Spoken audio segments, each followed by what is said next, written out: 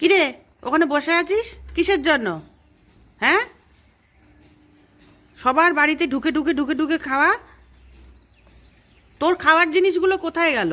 তোর খাবার জিনিস কোথায় গেল? তুই যে লোকের বাড়িতে ঢুকিস। এই, কেউ আসেনি, ও একা এসছে। হ্যাঁ, তুই ওই কর, বদমাস একটা।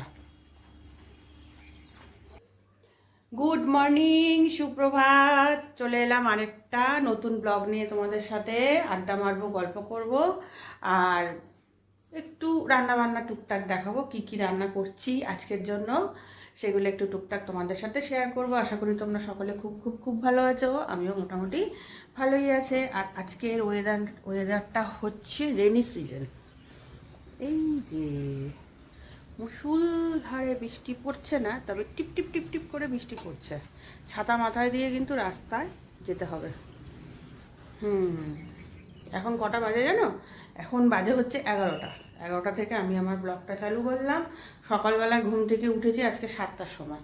তার কারণ হচ্ছে প্রচণ্ড মেঘলা আকাশ ছিল, একদম কালো গুমোট হয়ে এসেছিল, বুঝতেই পারিনি যে এতটা বেলা হয়ে গেছে। তাড়াতাড়ি করে ঘুম থেকে উঠে ঘরে টুকটাক কাজ টাজ করে সবজিগুলো কাটলাম। সবজিগুলো কেটে তারপরে তোমাদের সাথে একটুখানি গল্প করব বলে চলে এসেছি। আর কি বলো, সকালবেলা যদি এরকম একটা ওয়েদার হয় তখন মনে হয় যেন এক কাপ চা নিয়ে জানলার ধারে সারাদিন বসে থাকি। আমার মতন তোমাদের এরকম হয় কিনা জিজ্ঞেস করলাম, বলবে কিন্তু। ভালো লাগে না জানো তো এরকম ওয়েদার হলে। আমার কিন্তু এমনিতে সারাদিন ধরে যদি তুমুল ধারে বৃষ্টি হয় ভালো লাগে, কিন্তু আকাশটা বৃষ্টি পড়ছে অথচ আকাশটা এরকম ক্লিয়ার, ওটা কিন্তু ভালো লাগে না। একদম কালো হয়ে থাকবে আকাশটা, উফ, হেভি লাগে। আমি বৃষ্টিটাকে খুব সুন্দরভাবে এনজয় করি, তার কারণ হচ্ছে বাইরে বেরোতে লাগে না, ওই জন্য। মোটামুটি সবজি আনাজ সমস্ত কিছুই তোলা আছে, অসুবিধার কিছু নেই। আর যদি বলো যে তা বলে কি সবাই বাইরে বেরোবে না? হ্যাঁ, সবার ক্ষেত্রে তো একটু অসুবিধা হয়, কিন্তু আমি আবার এই জিনিসটাকে খুব এনজয় করি জানো তো। আমার খুব বৃষ্টির ওয়েদারটা ভালো লাগে সত্যি কথা বলতে। আর আজকে ভাবছি কি একটু মাছ করব আর উচ্ছে আলু ভাজা করবো। এই যে কাটা হয়ে গেছে, এটাকে নুন মাখাবো, নুন টুন দিয়ে মাখিয়ে রেখে দেবো, তারপর ভাজা করব। কালকে রাত্রিবেলায় না একটু লুচি করেছিলাম, কালকে রাত্রিবেলায় লুচিটা খেয়ে ঠিক হজম হয়নি। আর কি হজম হবে বলো তো? সব জিনিসের মধ্যে এখন ভেজাল। একটু খাওয়া দাওয়ার এদিক ওদিক হয়েছে তো একদম খুব যে অসুবিধা হয়েছে তা না, কিন্তু আমার যেন একটা মনে মনে হলো আর কি। আর কালকে না যে তেলটা দিয়ে লুচি ভেজেছিলাম সেটা হচ্ছে সানফ্লাওয়ার গোল্ড, জানো তো? দাঁড়া দেখাচ্ছি। এই যে সানফ্লাওয়ার গোল্ডটা দেখবে একটু মানে একটু হলুদ হলুদ হলুদ হলুদ টাইপের, বেশিটা আর কি সাদা না। তেলটার জন্য হলো না কি কে জানে। লুচিগুলো ভেজেছি, লুচিগুলোর মধ্যে না, আমি তো আটার লুচি খাই, লুচিগুলোর মধ্যে না একটু তেল তেল তেল তেল ভাব মানে ছিল।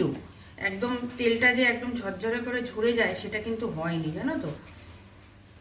যার জন্য ছেলেও বললো কালকে যে মা লুচিগুলোর মধ্যে না তেল রয়েছে এখনো, ওই কারণে হয়েছে নাকি কি জানি, ওই যে শুনেছি মাথার মধ্যে গেছে ওই জন্য। আর এই যে নুন টুন মাখিয়ে সব রেখে দিলাম, একটুখানি পরে ভাজবো। গুমোট গরমটা আছে বলো, গুমোট গরমটা কিন্তু যাচ্ছে না। আর করবো মাছ। এই যে লাল লাল রঙের প্লাস্টিকের এগুলো কিনেছি না, খুব ভালো হয়েছে। এই যে মাছ, কাটাপোনা মাছ, এটা একটুখানি বরফ বরফ আছে, ঠান্ডা আছে, এটার মধ্যে নুন হলুদ মাখিয়ে রেখে দেবো। তাহলে টিফিন খেয়ে নিয়েছি, টক দই দিয়ে ওটস দিয়ে টিফিন খেয়েছি, আর একটু আম নিয়েছি। এই দিয়ে আমার সকালবেলা ব্রেকফাস্ট হয়ে গেছে। এই রান্না বান্না করবো, আজকে কাচাকুচি নেই, কালকে বিকেলে কাঁচা হয়ে গেছে। তাহলে রান্নাটা করি, হ্যাঁ, আস্তে আস্তে। কালকে যে জিনিসপত্রগুলো সব নামিয়েছিলাম সেগুলো সব এই বিছানার মধ্যেই এখনও আছে। এখনও কিছুটা তুলে এসেছি, শীতের জামা কাপড় বেরিয়েছিল ঝোড়া থেকে, সেই জামা কাপড়গুলো রেখে এসেছি নিচে। আর এগুলো এখনও হয়নি। এই জামা কাপড়গুলো ভাবছি কি দিয়ে দেব, ভালো আছে চুড়িদারের জামাগুলো, ভাবছি দিয়ে দেবো কি না সেটাই ও না, এটা তো একটা পাঞ্জাবি, দেখেছো? এর ভেতর থেকে বেরোলো, এটা আমার না, এটা পিএল ঘোষের পাঞ্জাবি। এই দেখো, না দেখলে এটা চুড়িদারের জামা ভেবে দিয়েই দিতাম, দেখেছো কত বড় ভুল হয়ে যেত। মোটামুটি ঘরদোর গোছানোই আছে, এই হচ্ছে ব্যাপার।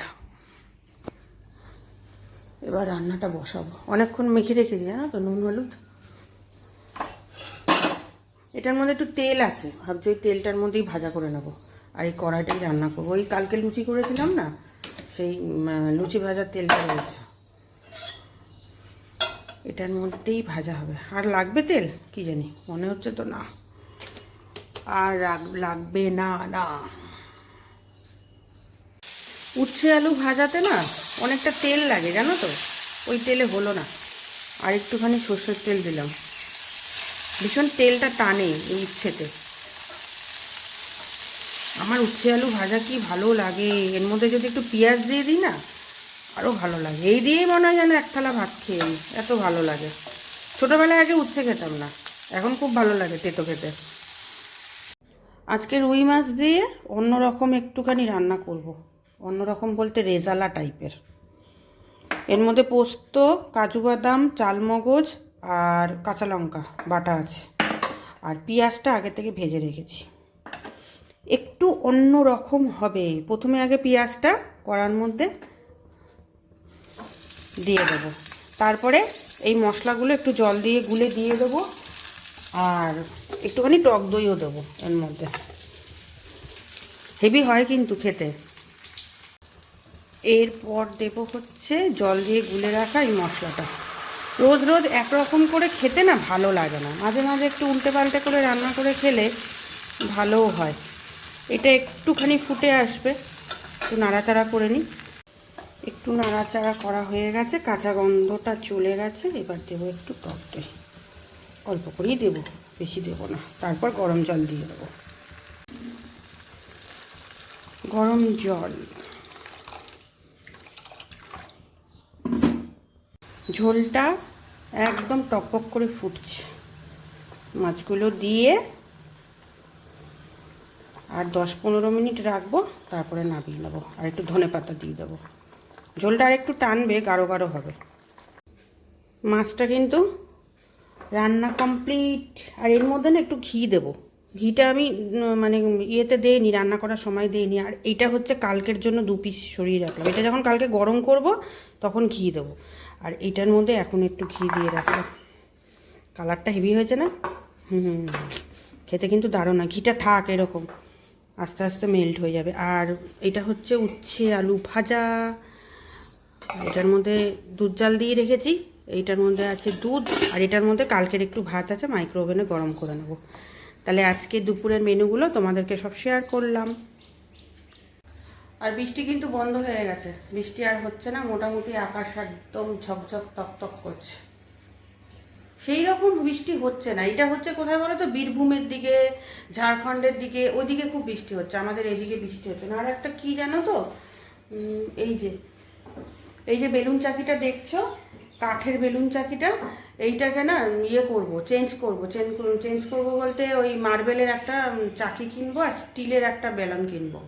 আমার একটা মার্বেলের চাকি ছিল, অনলাইন থেকেই নিয়েছিলাম, তখনকার সময় নিয়েছিল 190 টাকা।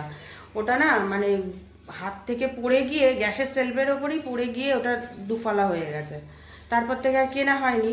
আর বর্ষার সময় না দুদিন যদি রুটি না করি, কীরকম একটা কাঠের মধ্যে সেই কীরকম গন্ধ হয়, ওই গন্ধটা হচ্ছে। আর কীরকম ভেকনো ফুটে যাচ্ছে সাদা সাদা, জানো তো। আর এখন ম্যাক্সিমাম টাইমে বেশি রুটি হয় না আমাদের, রাত্রিবেলা ওটস ফোটস খাওয়া হয় বলে ওই জন্য দুদিন না করলে এটা হয়ে যাচ্ছে। ইমিডিয়েট কিনবো অনলাইন থেকে একটা, ওই মার্বেলের ওইটা কিনবো আর স্টিলের কিনবো, তাহলে সব থেকে ভালো। আর এটাকে ধুয়ে মুছে রেখে দেবো, এইগুলো আর কাজে লাগবে না, ওটা হয়ে গেলে আর এগুলো কাজে লাগে। আর ভাত ওখানে বসিয়ে দিয়েছি, ভাত হচ্ছে। এইবার যাব হচ্ছে আমি স্নান করতে। এটাকে না আজকে ধুয়েছি জানো তো, এটাকে ভালো করে স্কচব্রাইট দিয়ে মেজে সুন্দর করে ধুয়েছি। ধুলে কি হবে, কিন্তু একটা শোধো শোধো গন্ধ, ওর মধ্যে খাওয়া যায় নাকি কিছু, ভালো লাগে না। যাই স্নানটা করে আসি, ভাতটা নাবি স্নান করে আসবো। আজকে যেহেতু রান্নার সেরকম কোনো তামঝাম নেই, মানে মাছের ঝোল আর ভাত করবো ইচ্ছা আছে, সেজন্য ভাবলাম কি স্নান করার আগে এই ওয়ার্ড্রপের পেছনটা না একটু পরিষ্কার করে নিই। আর একদিনে দেখবে সব কাজ করতে গেলে না মানে অস্থির অস্থির লাগে গরমের মধ্যে, যার জন্য কিছুদিন ছাড়া ছাড়া যদি একটা একটা করে কাজ করে নেওয়া যায় তাহলে আর কি ভালো, আমার তো তাই মনে হয়। এই ওয়ার্ড্রপটা সরিয়ে ভালো করে মুছলাম, মুছে দেখেছো পেছনের দিকে কত ঝুল পড়ে রয়েছে, ওই ঝুলগুলোকে ভালো করে ঝাঁটিয়ে ফিনাইল দিয়ে সুন্দর করে মুছে নেবো। আর এটা অ্যামাজন থেকে নিয়েছিলাম, এটা না চায়নার প্রোডাক্ট, ওই লিকার চা করার জন্য। আগুনে দিয়েছিলাম, 2 দিনের পর 3 দিনের মাথায় যেই আগুনে দিয়েছি ওই জগটা ফেটে গেছে। তা জগটা আর ফেলেনি, এটাকে ওই ফুল রাখার ফ্লাওয়ার ভাসেই কাজে লাগিয়ে দিয়েছি। আর ফুলগুলো দেখলাম পরিষ্কারই আছে, ফুলগুলো সেরকম কোনো নোংরা হয়নি। এই কিছুদিন আগেই 1-2 মাস আগে আর কি সার্ফের জলের মধ্যে চুবিয়েছিলাম, যার জন্য ফুলগুলো পরিষ্কার আছে। একটু শুধু ঝেড়ে নিলাম, ওপরটা ঝেড়ে এবার সব জায়গার জিনিস জায়গায় রেখে দেবো। আমি মাঝে মাঝেই এরকম করি জানো তো, যার জন্য একবারে দেখবে চাপটা পড়ে না। প্রত্যেক দিনের কাজ যদি এই দেখো, দেখেছো, দেখো কত নোংরা। আর একটা কি বলো তো, মেঝেতে একটু সাদা সাদা দাগও আছে। ওই ওয়ার্ড্রপটা যখন আমি কালার করেছিলাম আমি নিজেই, নিচে না কিছু পেতে নেইনি, আর সাদা সাদা রঙগুলো না নিচে একটু পড়েছে। অনেক চেষ্টা করলাম, ওঠেনি।